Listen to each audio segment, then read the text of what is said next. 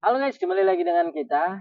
Sekarang kita akan membahas hal-hal yang paling ini ya, sering diperbincangkan di anak-anak muda. Jadi hari ini kita akan fokus membahas tentang yang pertama HTS nih. HTS itu adalah hubungan tanpa status. Nah biasanya nih kecenderungannya adalah orang-orang yang kelamaan PDKT. Jadi PDKT-nya itu hampir 1 tahun atau 2 tahun, sehingga dia nggak tahu nih atau dia kurang paham dibawa kemana. Nah, jadi mungkin itu yang perlu kita tanyakan dulu. Menurut Mas, bagaimana pendapat Mas mengenai tentang HTS ini, hubungan tanpa status? Menurut aku HTS itu adalah hubungan untuk orang-orang yang lemah.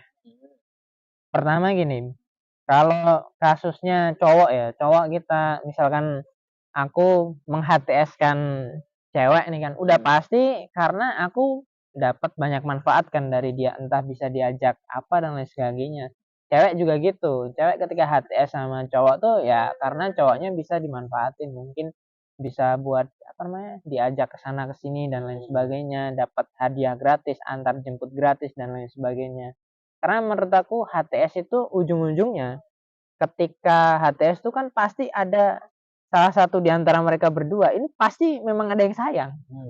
Karena ada satu yang sayang dan ada yang satu enggak. Tapi yang enggak ini ngerasa, wah ini potensinya banyak cuannya, banyak untungnya, akhirnya di HTS-in aja. Jadi sebenarnya HTS itu apa ya? Hubungan yang lemah, terus di sisi lain ya itu tuh kayak kita mau manfaatin anak orang aja atas dasar ya dia cinta sama gue. Tapi gue nggak cinta, tapi gue bisa manfaatin dia, ya udah kita HTS aja. Teman kita kan banyak yang kayak gitu, HTS HTS itu. Mau perlu aku sebutin juga namanya siapa? Jadi kadang-kadang gini Mas, banyaknya orang HTS itu dia alasannya karena lebih nyaman dengan hubungan seperti ini karena tidak ada tantangan, tidak ada tuntutan. Ya belum lagi nanti kalau misalnya ada status nanti putus nanti jadi asing gitu.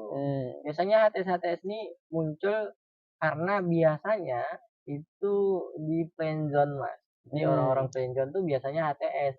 Dia nggak mau kalau misalnya jadi pacaran terus akhirnya putus, tapi di satu sisi juga ada yang HTS ini memang sayang sayang. Menurut Mas gimana? Kalau posisinya ya saling sayang tapi nggak mau terbebani akan tanggung jawab pacaran Mas.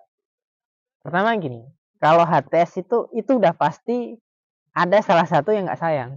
Kalau dua-duanya sayang, itu udah pasti pengen jelas. Nggak mungkin nggak jelas. HTS itu udah pasti kayak misalkan aku sayang sama dia, tapi dia nggak sayang sama aku. Tapi dia pengen tetap dapat manfaat dari aku, akhirnya mereka HTS. Jadi udah pasti sih kalau HTS itu ada salah satu pihak yang nggak cinta. Terus kalau misalnya dari tadi kan Mas menyinggung nih bahwa kalau HTS itu orang-orang yang apa namanya ingin mendapatkan manfaat lah dari orang lain gitu kan tanpa punya status. Sebenarnya ada istilah yang hampir-hampir mirip Mas. Zaman sekarang tuh namanya FWB, friend with benefit gitu. Jadi mereka memang sadar bahwa mereka tuh ya, tidak saling cinta tapi punya ketergantungan akan sesuatu. Entah apalah itu mungkin teman-teman yang di rumah lebih tahu daripada kita-kita semua. Nah, menurut Mas tuh hubungan-hubungan seperti itu sehat nggak sih Mas? Ini jelas menurut aku itu kan nggak sehat ya. Mau dari sudut pandang apapun itu nggak sehat. Dari sudut pandang medis tuh jelas-jelas tidak sehat itu. Itu jelas-jelas tidak sehat. Sering berganti kayak gitu menurut aku itu nggak sehat. Terus juga kayak apa ya, kita manfaatin orang lain untuk kesenangan pribadi yang menurut aku gitu-gitu tuh nggak baik ya. Dari sudut pandang apapun yang ketika kita memanfaatkan orang, ada niatan kita benar memanfaatin orang, itu kan secara kasar kan istilahnya kita mengeksploitasi orang lain kan, jatuhnya kan di situ. Beda cerita kalau kita misalkan kerja, kalau kerja itu kita tukar menukar value kan, kau bisa kerjain ini aku kasih duit. Nah, value-nya kau kasih kerja, aku kasih value ini. Tapi kalau itu benar-benar kayak seakan-akan ya itu seakan-akan kalau dinilai dari sudut pandang yang nggak moralitas tuh, ya kan kami sama-sama tukar value, dia sama-sama enak, aku juga sama-sama enak. Nah, tapi kan perasaannya kalau dalam relationship itu, siapa yang terlalu banyak menggunakan perasaan, justru dia yang akan kena jebakannya di situ. Apalagi kalau orang ini kan kalau udah cinta, bahaya pula. Harusnya kan kalau FWB ya itu karena yang ditonjolkan benefit ya, bukan perasaan. Ya udah FWB pun jangan pakai perasaan. Kalau pakai perasaan bahaya. Nah, itu kan. Lalu ini Mas, mengenai tentang biasanya orang-orang yang FWB itu biasanya dia punya mindset pada relationship. Jadi dia ngerasa kalau mungkin di satu saat dia punya pasangan pun dia nggak pengen dikekang. Ya misalnya kita ya udah kita cinta, kita saling sayang, kita pacaran atau bahkan kita sampai menikah. Nah, itu kira-kira gimana Mas?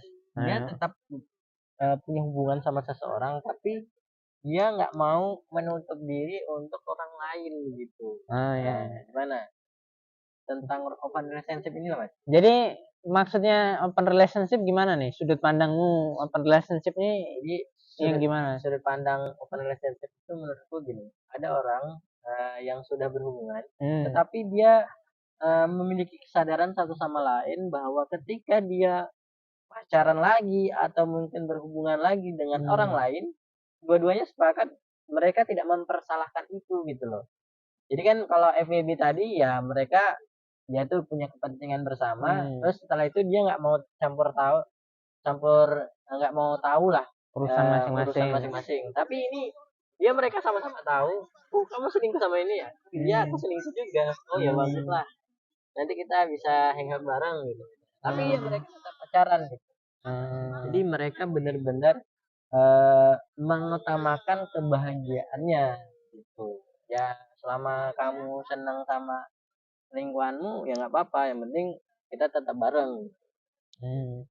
Ya kalau dari sudut pandang aku gini, kalau namanya relationship tuh harus ada apa ya? Harus ada yang namanya komitmen ya. Kalau yang kayak gitu kan otomatis bisa dibilang itu komitmennya pasti bakal nggak ada. Komitmen itu gini, komitmen itu adalah kita ngelakuin sesuatu kayak misalkan gini. Contohnya tuh kalau misalkan aku sayang sama seseorang, misalkan ya, salah satu komitmennya adalah aku bakal kasih cinta. Nah, ekspresi cinta orang ini kan beda-beda nih. Tergantung bahasa cintanya masing-masing kan. Misalkan salah satu caraku mengekspresikan cinta adalah dengan cara mungkin aku akan panggil dia sayang gitu. Nah, selama aku cinta sama dia, menjalin relationship sama dia, ya komitmenku adalah aku bakal bilang dia sayang terus sampai kapanpun. Meskipun kami lagi marahan, meskipun kami lagi sedih dan lain sebagainya, aku tetap panggil dia sayang karena dia pasangan aku kan. Nah, kalau yang open relationship ini kan kita tuh kan nggak mungkin bisa apa ya istilahnya komitmen untuk fokus sama satu satu cewek nih kan. Kalau ini kan udah jelas kalau open relationship dia kan bisa gonta-ganti terus kan. Tapi tetap sama yang ini juga kan. Otomatis ya kalau kayak gini gimana cara kita buat fokus kan? Kayak ngurus satu cewek aja mungkin kadang-kadang susah kan, apalagi banyak gitu kan. Dan dari sudut pandang yang lain juga kayak apa ya? Istilahnya kalau yang kayak gitu tuh maruk sebenarnya. Maruk gitu. Jadi kayak seakan-akan tuh esensi cintanya tuh udah nggak ada. Eksklusivitas cinta tuh udah nggak ada. Cinta itu kan kerasa spesial, kerasa bagus karena ada eksklusivitas kan. Tapi kalau open relationship, FWB, HTS itu kan seakan-akan udah nggak eksklusif. Jadi menurut aku ya hal-hal yang nggak eksklusif itu kan kayak gitu. Kalau aku sih sudut pandangnya lebih filosofisnya di situ sih. Karena ya itu kalau kita nggak eksklusif kan berbahaya. Nah kalau dari Mas Rabe sendiri gimana? Ya kalau aku pribadi ya itu karena aku pribadi kan memang merasa bahwa transaksinya udah nggak cinta lagi kalau situasi seperti itu. Karena ya itu tadi itu Apa? udah Nafsu? ya nafsu, nafsu untuk memiliki, nafsu untuk merasakan hal-hal yang mungkin kenikmatan-kenikmatan yang tanpa sebenarnya gini, segala sesuatu kenikmatan yang diberikan atau yang kita dapatkan dari alam semesta ini kan sebenarnya ada konsekuensi kan. Di konsekuensi itulah yang membuat apa namanya kenikmatan itu berharga. Ya misalnya kalau kalau misalnya kita dapat kenikmatan lulus S3 misalnya, konsekuensinya yaitu tadi kita harus mempertanggungjawabkan keilmuan kita ke masyarakat, ke ini dan sebagainya. Nah, atau kita dapat harta gitu. Konsekuensinya ya kita membelanjakan harta kita ke arah yang benar. Nah, kayak gitu juga kalau kalian mau mendapatkan kenikmatan cinta, ya konsekuensinya ya itu tadi harus punya tanggung jawab, harus punya komitmen itu tadi. Ya harus sadar bahwa menjaga hal itu tuh penting gitu. Kebanyakan orang yang FWB ini atau orang itu mereka nggak mau mendapatkan atau membebani mereka dengan tanggung jawab itu. Akhirnya gimana caranya biar mereka itu tetap merasakan kenikmatannya atau senang-senangnya, bahagia-bahagia tanpa dapat ini tadi tanggung jawab tersebut, Mas. Itu kalau menurut saya. Ya itu bagus Bang. Terus kalau misalnya ini lah, biasanya nih FWB itu, enggak FWB sih, lebih ke HTS itu muncul juga pada situasi-situasi yang friendzone, Mas. Jadi kayak ada sahabatan yang sudah bertahun-tahun dia bisa sahabatan ya karena salah satu atau dua-duanya saling sayang, salah satu saling sayang. Tapi memutuskan untuk tidak berpacaran ya karena muncul kekhawatiran, ketakutannya nanti nanti kalau misalnya mereka memutuskan untuk pacaran putus akhirnya gimana gitu. Nah di satu sisi ya namanya sahabat ya saling tolong, saling memberikan manfaat satu sama lain toh. Nah sehingga mereka tidak melabelkan bahwa mereka itu sedang melakukan HTS, Mas. Nah menurut Mas pribadi gimana? Ya kalau menurut aku balik lagi ya, itu kan hal-hal yang kayak gitu tuh hanya terjadi untuk orang-orang yang lemah, yang tidak mau mengambil tanggung jawab, mengambil keputusan itu tadi kan. Nah jatuhnya kalau yang kayak gitu itu yang paling sakit adalah orang-orang yang pakai perasaan. Kayak misalkan gini, katakanlah gini, aku sebenarnya biasa aja sama dia, tapi dia ngerasa kayak perhatianku gini-gini. Ya namanya temen kan biasa kan kayak gitu, tapi dia ngerasa dia mungkin ceweknya ini tipe orang yang nggak pernah dapat perhatian. Jadi aku temenan sama dia tuh dia ngerasanya wah gila ini cowok ini kok perhatian. Padahal aku mah biasa aja. Aku memang kayak gitu ke semua orang kan. Gitu. Jadi apa ya? Mungkin kalau menurut aku yang hal-hal yang kayak gitu ya. Kalau dari sudut pandang aku sih balik lagi itu tuh permasalahan mental. Mentalnya dia udah rusak sebenarnya. Kalau misalkan aku bahagia, aku misalkan kau bahagia, kau mentalnya kuat, kau nggak akan nggak akan istilahnya gini, nggak akan masuk dalam friendzone. Karena gini kau udah sadar, karena mentalmu kuat, kau nggak mau di friendzonein. Karena kenapa? Karena kalau kau di friendzonein, otomatis kan kau akan dimanfaatkan sama dia kan. Orang yang istilahnya kuat, orang yang berotak lah, katanya berakal, itu nggak mau dieksploitasi kan. Nah itu jelas. Menurut aku friendzone, FWB itu tuh adalah cara untuk mengeksploitasi orang lain dengan menggunakan dalil-dalil perasaan, cinta dan lain sebagainya.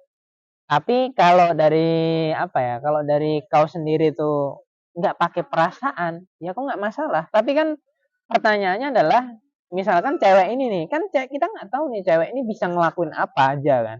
Misalkan dia lemah banget, dia pakai perasaan terus tiba-tiba ini kan bahaya pula nanti masuk berita gara-gara cinta ini kan. Lalu ini Mas, kalau misalnya kan apa namanya misalnya itu orang-orang yang udah pacaran tuh dan ketika putus itu mereka ada istilahnya jatah mantan gitu. Nah, jadi apa ya lebih ya mungkin jatah mantan konotasinya negatif ya mungkin lebih ke bisa nggak sih kita sahabatan atau temanan sama mantan gitu atau itu sebenarnya waste atau enggak gitu karena satu sisi ya itu tadi banyak orang-orang yang ngerasa ya bagus sebenarnya temenan sama mantan karena dia udah tahu kita dari awal sampai akhir kan atau ada orang bilang ya itu nggak bagus menurut Mas pribadi dalam dalam konsep relationship itu bagaimana? Kalau menurut aku pribadi temenan sama ini ya yang jatah mantan tuh tadi gini. Kalau dari sudut pandang aku gini, kalau dia udah jadi mantan ya udah close, maksudnya berarti ya udah nggak akan berhubungan lagi sama dia dalam hal relationship ya. Tapi kalau temenan sama mantan, ya aku masih sampai hari ini kan masih temenan sama mantan. Bahkan ya itu mantan-mantan ini kan banyak yang masih cinta sebenarnya. Cuman kan kalau aku gini, kau kan juga tahu sendiri kan, ini banyak juga kayak kita apa namanya, kita sering jalan sama mantan, sering jalan ini. Justru dia kan yang kayaknya kikuk, justru dia yang kayaknya aneh gitu. Tapi kalau kita kan biasa aja kan, nah, gitu. Jadi kalau temenan sama mantan tuh, kalau aku pribadi aku bisa gitu. Kalau misalkan gini, ada gini, kalau kita berkualitas, kita punya mantan, justru mantan kita tuh bangga dia. Kayak dia ngerasa dulu dia tuh pernah lo jadi mantan aku gitu. Dia merasa bangga gitu. Tapi kalau aku pribadi, aku mah cuek-cuek aja gitu. Kalaupun aku majang foto-foto mantanku di sosial media apa segala macam, ya aku itu biasa aja ya karena kami udah temenan ya biasa aja. Itu bukan berarti wah gue keren banget nih gue punya banyak mantan, enggak, biasa aja. Iya. Tapi kadang-kadang yang mungkin dipersoalkan itu mas gini mas, maksudnya dia tuh masih dapat perlakuan sama, padahal mereka hubungannya udah selesai gitu. Jadi mereka tetap panggil sayang, tetap ngasih perhatian. Nah kalau misalnya berteman kan otomatis ya kita kenal tapi kita kan nggak berantem, ya nggak membenci satu sama lain ya enggak. Tapi ya itu tadi parahnya zaman sekarang itu ya itu tadi karena sampai ada istilah jatah mantan itu kan berarti mereka sampai melakukan ke titik itu. Tapi ya setidaknya secara umum banyak orang-orang yang udah putus tapi tetap ngasih makan, tetap antar jemput, tetap ngasih panggilan sayang dan sebagainya. Tapi hubungannya udah selesai dan mereka udah sama-sama sadar akan situasi itu gitu. Itulah yang dinamakan orang-orang kafir. Kakean pikir. Oh ya kakean pikir. Saya kira ini bahas agama lagi. Ya kalau menurut aku ya jatah mantan dan lain sebagainya itu balik lagi ya. Itu menurut aku adalah hal yang sebenarnya lucu gitu.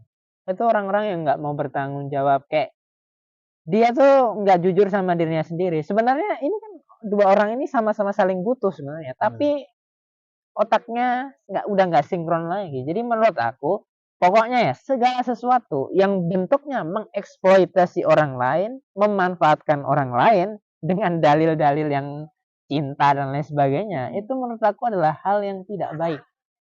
Jadi mau jatah mantan, jatah ini, itu menurut aku nggak ini deh. Itu termasuk golongan orang-orang kafir. Terus kalau bahagia menurut Mas itu dalam relationship yang ideal itu seperti apa sih? Karena kan dari tadi kan kita bahas hal-hal yang negatif dari sudut pandang relationship. Nah, sebenarnya yang karena gini ketakutannya ketika kita terlalu kekang katanya wah pacaran terlalu mengekang gak enak gak sih gitu. Padahal hal itulah yang membuat pacaran itu eksklusif gitu kan. Nah, jadi gimana sih cara membatasi diri atau tips bagaimana caranya untuk menjalin relationship yang sehat? Nah, pertama gini, menurutmu definisi bahagia itu gimana dulu?